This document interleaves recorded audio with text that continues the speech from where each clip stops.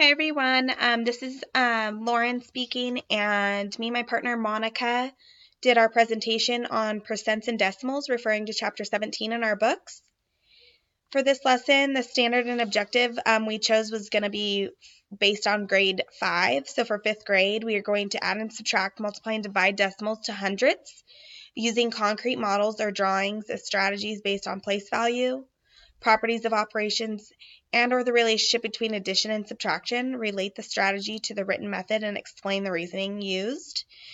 The objective for these activities ahead will be that students will be able to solve for adding and subtracting decimals using written out methods with at least 70% mastery. So what is a percent? This kind of just gives the students a visual of what a percent is. It means parts per hundred, and to write a percent as a decimal, we will move the decimal point 2 places to the left, adding zeros in as needed. And a decimal is any number in our base 10 number system. And the decimal point is used to separate the ones from the tens place. A lot of students get confused.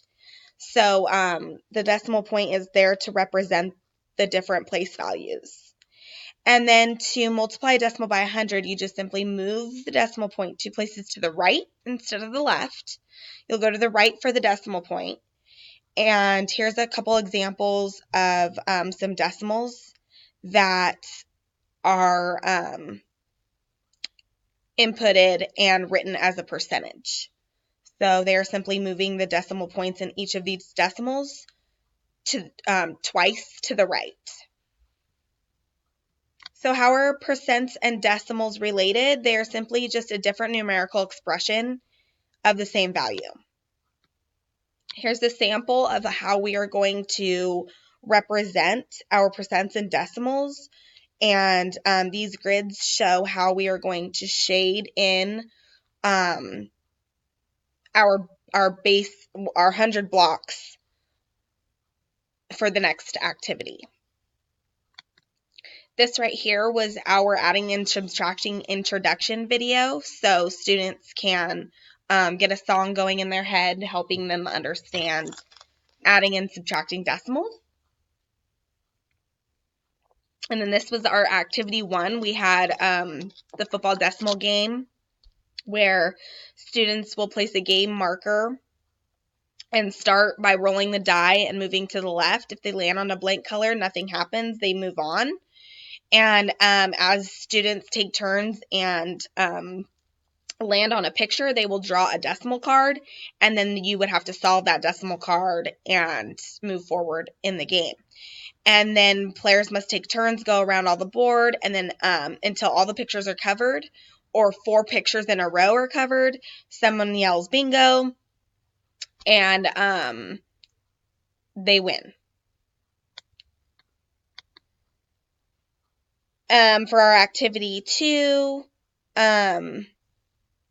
this was the adding decimals worksheets, and it helped with different strategies to use. And the professor also gave us a strategy of removing the decimal point and simply adding the numbers as a whole number, and then inputting the decimal back in after you have found the answer, putting the decimal point back in by counting how many decimal places there are. So for like this one would be removed, and it would be 45 plus 63, and then I would just go back and I would put the decimal point 1, 2, 3, 4 spaces to the left.